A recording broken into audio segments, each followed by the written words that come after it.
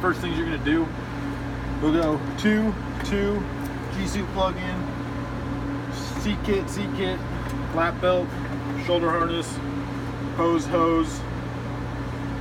helmet, knee board, hose, comm cord, and then comes your first call out. So it's gonna be all strapped in, ACP set, good price, circuit breaker center and left check. So on my all strapped in, just making sure I got everything locked in, and then for my ACP set, audio control panel, I want 4 up, so up, all the way turned up, all the way turned up, all the way turned up, and then 4 down. Nav is going to be down. This TACAN PNS switch, you can put it right in the middle so you can listen to the voice on the VOR. TCAS is going to be an active, so down, and you're going to be an audio norm, so down. Price, you're checking 100%, back to normal, and then emergency, and then test, get good pressure, and then checking between you need a minimum of 3 for a local sortie, and then 5 to 120 on your gauge down here. So I would say ACP set, good price, 6 at 80, circuit breaker center and left check. And then I'm just checking my circuit breaker panels here and here.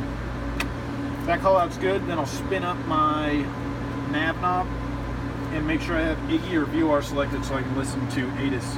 As I'm doing ATIS, I'll have that start going. I'm gonna go menu, DTS, load to MDP. This is where your data card, which you put in the over the rail check. That's one other thing I forgot to say.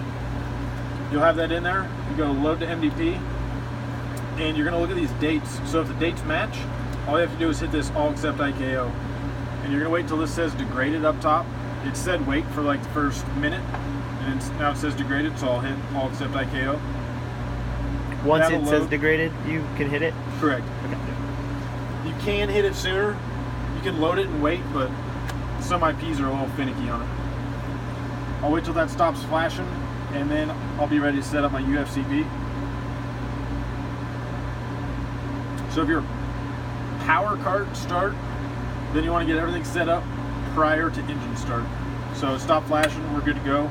Come back to menu, PFR, and then here's the Iggy setup. I'll go down the left here, get all these set, and then work my way across left to right, and then be on IFF when I call clearance. So usually I'll try to guess for the T-rides what MOA I'm going to get. So if I'm early in the go, I'll put 401 because I'm most likely going to get an inner ranch MOA. Technique only. I'll hit the UL2. It's going to pull up my nav aids. So tack in, I want channel 91.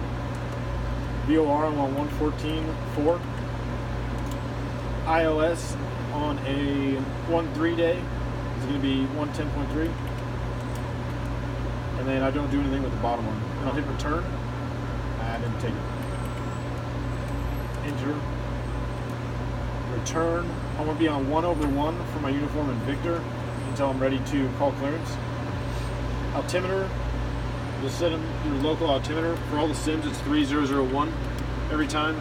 And for our normal T-ride sorties, it's going to be 10,000 for your altitude warning. Set page. For the departure, I'm going to put in 306. That's my heading. What did you do?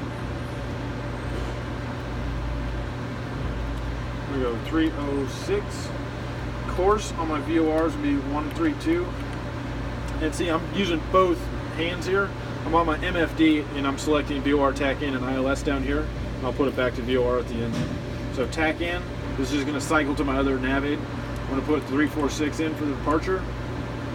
And ILS, I want a 128.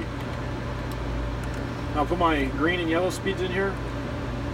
Usually it's around 130 to 136, so 133, and then you hit UR3, and that'll cycle your yellow speed. It automatically defaults to 20 above, but its CDOS is always 165 for takeoff. Bingo, I'm going to put in 2.1. It's good trans ride bingo. And cycle back to my VOR. Make sure I got everything, and I'm going to come down and turn on ground track, this GT on MFD, and I'll put a green square around it. So that'll give me a green T and give me my wind corrected heading for wherever I want to go, my wind corrected track. I'll go to VTR next, select forward MFD. HUD, I don't really do anything with it, I just look to make sure it looks like that. Bullseye, hit this bullseye symbol, and then you'll select UL1 to turn it on.